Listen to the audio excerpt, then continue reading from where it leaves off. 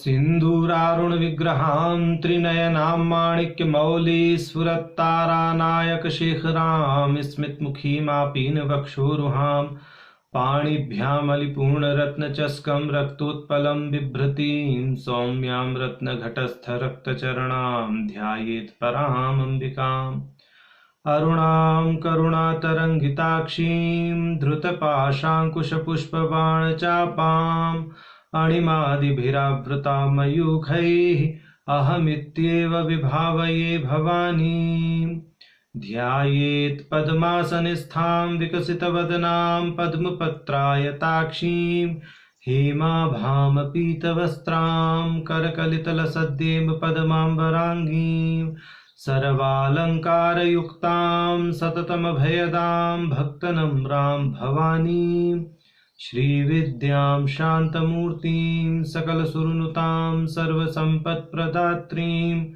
नारायणी नमोस्तुते। ललिता सहस्रनाम सौभाग्य भास्कर भाष्य की श्रृंखला में हम भगवती के प्रारंभिक 187 नामों का भाष्य देख चुके थे। अब क्रमशः अग्रिम 8 नामों का भाष्य देखेंगे 188 से 195 नाम तक। तो हम भगवती के इन 8 नामों का पाठ कर लेते हैं। दुर्लभा दुर्गमा दुर्गा दुख हंत्री सुखप्रदा दुष्ट दूरा दुराचार शमनी दोष वर्जिता। तो ये भगवती के क्रमशः 8 नाम है। तो इनमें से 188वां नाम है भगवती का दुर्लभा। तो दुर्लभा नाम का अर्थ भाष्यकार यानी भास्कर राय जी क्या करते हैं वो देखते हैं। दुर्लभा नाम का अर्थ करते हैं दुर्लभा योगी नाम अपि असाध्यत्वात्, माने जो योगियों को भी आसानी से प्राप्त ना हो, बड़े यतन जतन से उपासना साधना करके प्राप्त होती हैं, बहुत दुर्साध्य साधनाओं को करके प्राप्त होने वाली जो सत्ता है उनका नाम है दुर्लभा। ऐसा अर्थ किया भाष्यकार जी ने। तो जिनको प्राप्त करना योगियों के लिए भी कठिन है, ऐसी भगवती का नाम है दुर्लभा। अब अगला 189वां नाम है दुर्गमा। तो दुर्गमा माने जिनका सानिध्य प्राप्त करना बहुत कठिन है, उनका नाम है दुर्गमा। तो अब ये कहते हैं अतएव दुर्गमा अधिगंतुम अशक्यत्वात्, कि मतलब जिनका अधिगम करना, जिनके तत्व को समझना बहुत मुश्किल है, बहुत कठिन है, ऐसी भगवती का नाम है दुर्गमा। ऐसा भी अर्थ किया। अब कहते हैं अदुर्गमा इति व छेदः। तो अकार प्रश्लेष से कहते हैं। जैसे पहला नाम था दुर्लभा दुर्गमा, तो दुर्लभा दुर्गमा, इसके बीच में इन्होंने अकार प्रश्लेष कर दिया। अकार प्रश्लेष से दुर्गमा का हो गया अदुर्गमा, माने दुर्लभा अदुर्गमा।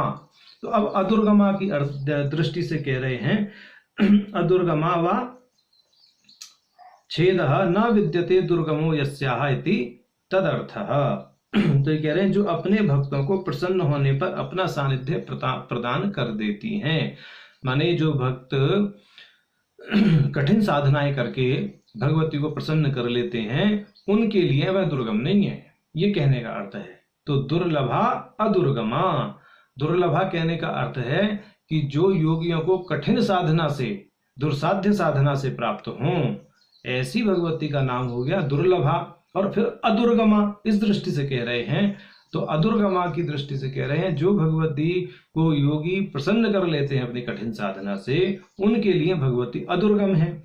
और साधारण दुर्गम अर्थ लिया जाए तो जिनके तत्व को समझना बहुत कठिन है, ऐसी भगवती का नाम दुर्गमा है। तो दोनों दृष्टि से भाष्यकार ने यहाँ भाष्य किया है, दुर्गमा की दृष्टि से भी और दुर्लभा अदुर्गमा अकार प्रश्लेष करके भी अदुर्गमा की दृष्टि से भी।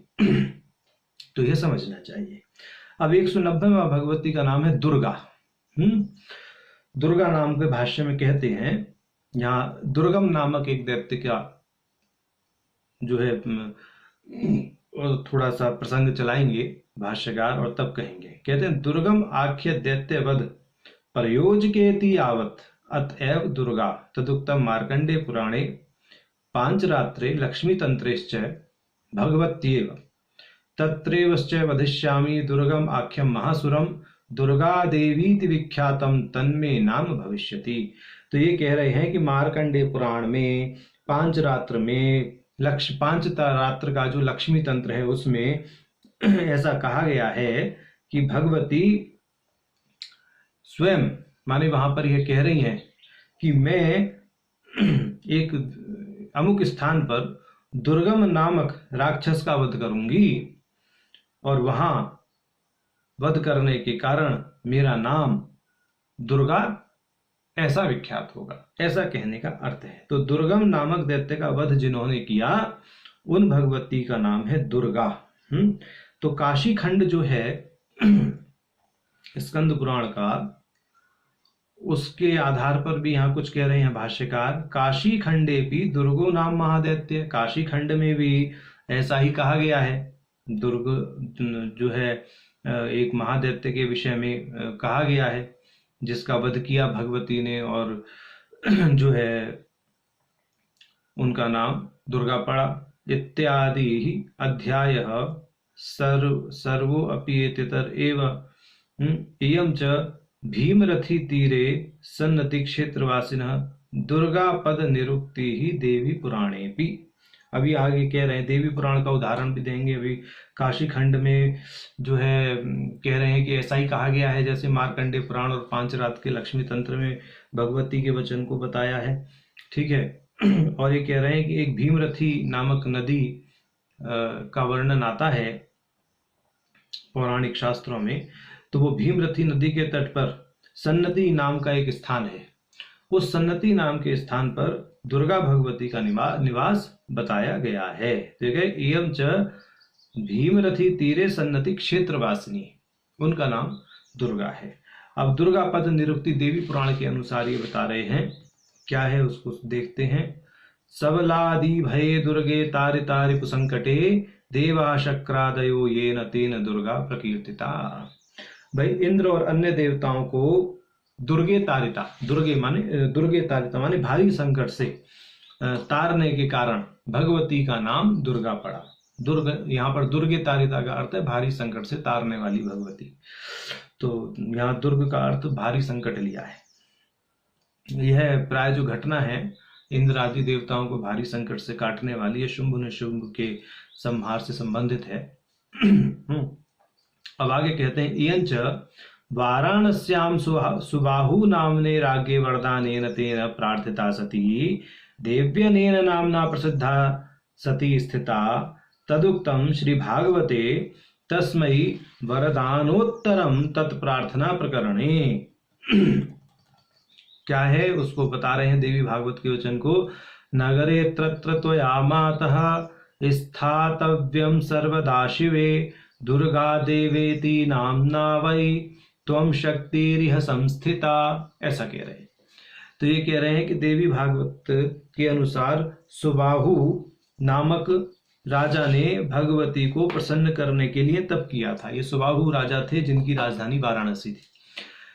ठीक है। देवी ने प्रसन्न होकर के उनसे वर मांगने के लिए कहा। तो राजा ने देवी से ये मांगा कि यदि भगवती आप मेरे पर प्रसन्न हैं तो मेरी राजधानी वाराणसी में आप निवास करें। तो देवी ने यह स्वीकार कर लिया। तो ये ऐसा जो है यहाँ पर प्रकरण देवी भागवत में दुर्गा देवी के नाम से आया है। और जो राजा ने वरदान मांगा वो यही मांगा कि आप दुर्गा नाम से मेरी नगरी में, मेरी राजधानी में क्या करें, निवास करें, क्योंकि आप समस्त प्रकार के संकटों को, भारी से भारी संकट को दुर्ग कहते हैं। तो उन भारी से भारी संकटों को हरने में समर्थ हैं। दुर्ग का एक अर्थ किला भी होता है जो बहुत दृढ़ होता है, जिसको भेदना आसान नहीं होता है। तो उस दुर्ग नामक जो आकार प्रकार वाला जो एक स्थल होता है, जो एक इमारत होती है, किला जिसको कहते हैं, जिसमें राजा सुरक्षित रहता है। तो उसी दृष्टि से कह रहे हैं कि आप ऐसी सुरक्षित शक्ति हैं जो दुर्ग के समान सभी राजाओं की राजधानियों का रक्षण करने में सक्षम है। इस दृष्टि से भगवती का नाम भी दुर्गा कहा गया है, ये समझना चाहिए। अब दुर्गा नाम का एक और अर्थ करते हैं। ये कहते हैं नव वर्षा कन्यापि दुर्गा इति उच्यते, 9 वर्ष की कन्या भी दुर्गा कही जाती है। तदपि उक्तम तत्रैव, तो ये भी देवी भागवत में कहीं कहा गया है कि नववर्षा भवेत् दुर्गा इति तेन तद्रूपा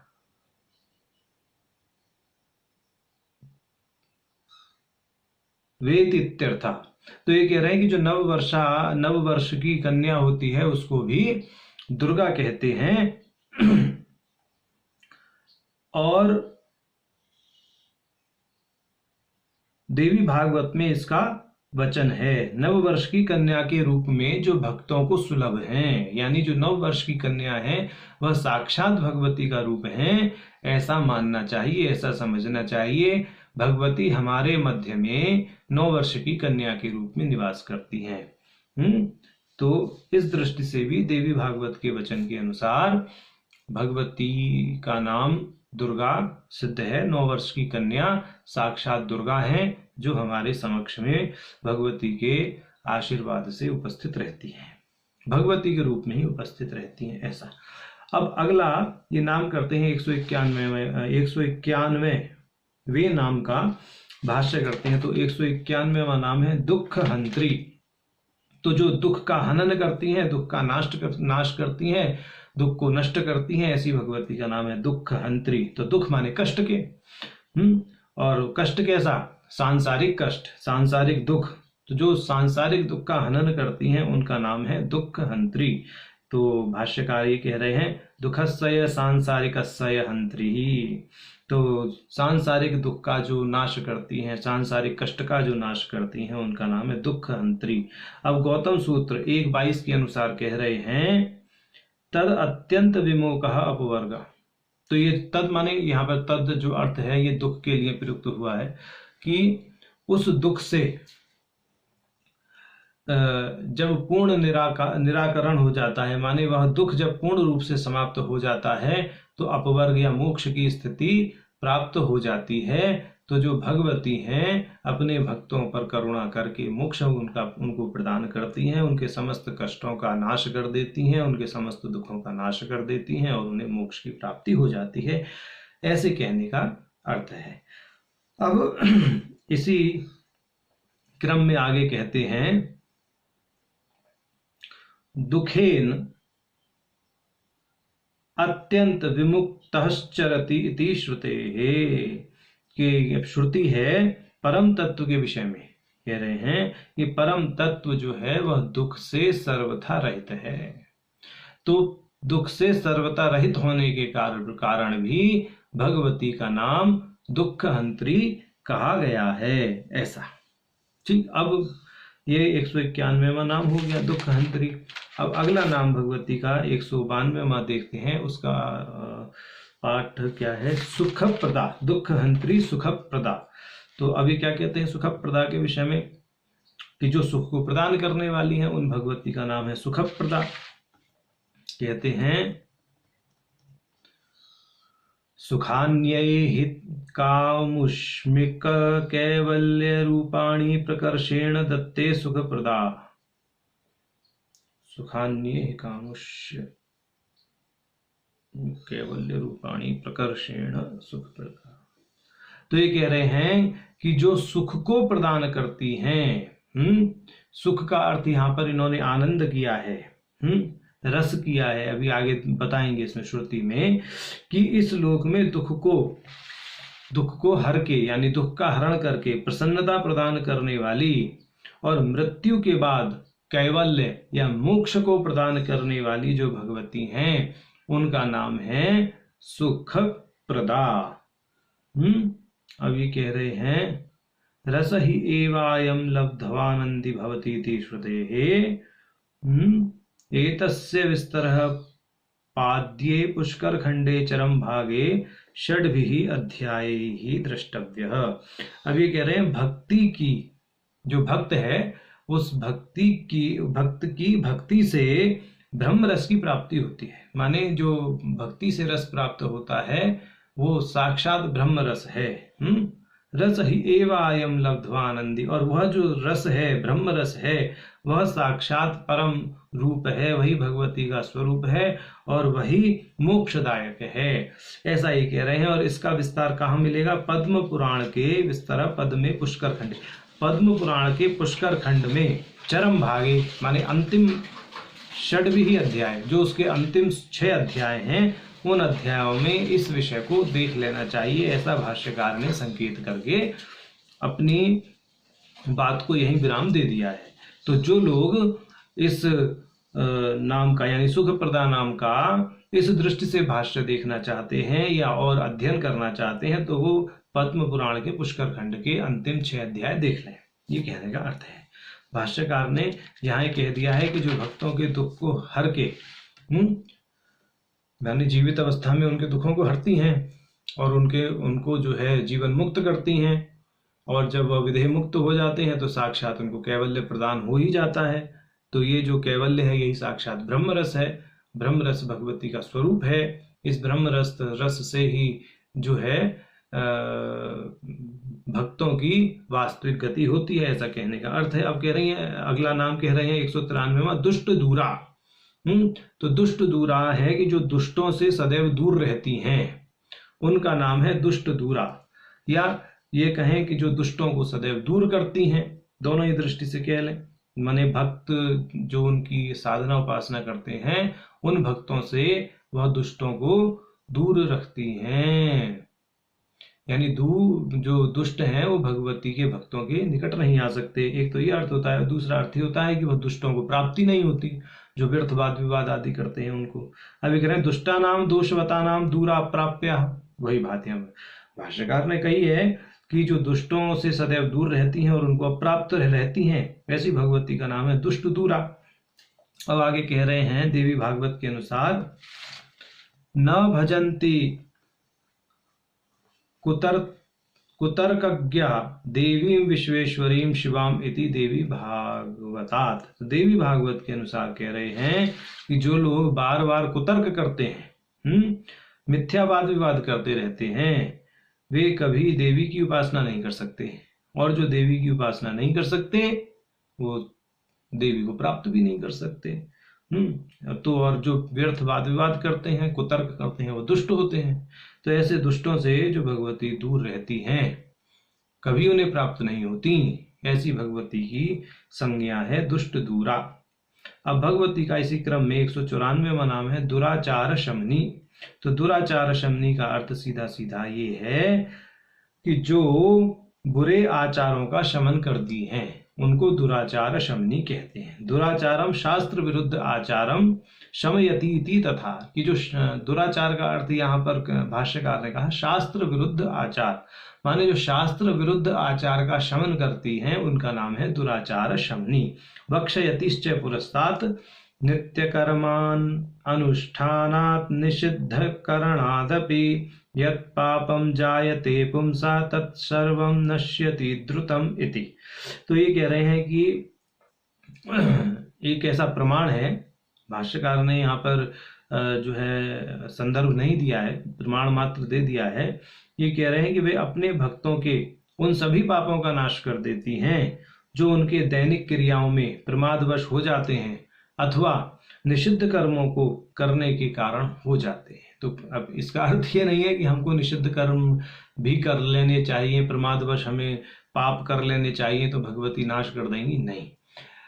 हमें अपने विवेक का उपयोग करते हुए अपनी साधना उपासना करनी चाहिए, ठीक। और अपना 100% प्रयास ये होना चाहिए कि हम किसी भी प्रकार के बुरे आचरण में ना पड़े, शास्त्र विरुद्ध आचार ना करें। तो ये जो है भगवती का 194वां नाम हुआ। अब 195वां नाम जो भगवती का है वह दोष वर्जिता। तो सभी प्रकार के दोषों से जो रहित हैं भगवती, उनका नाम है दोष वर्जिता। दोष वर्जिता नाम का ये अर्थ होता है। अब भाष्यकार कहते हैं दोषै राग द्वेषादि भी वर्जिता। यहाँ दोष का अर्थ उन्होंने कहा राग द्वेष। तो राग और द्वेष से जो वर्जित हैं, माने जिनमें राग और द्वेष नहीं व्यापते, ऐसी भगवती का नाम है दोष वर्जिता। और दूसरी दृष्टि से कहें कि जो अपने भक्तों के मन से सभी प्रकार के राग दोषों का नाश करने में सक्षम है, ऐसी भगवती का नाम है दोष वर्जिता। तो इस दृष्टि से हमारे भगवती के 195 तक ये नामों का भाष्य आज हमने देख लिया। 188 से 195 तक। नारायण।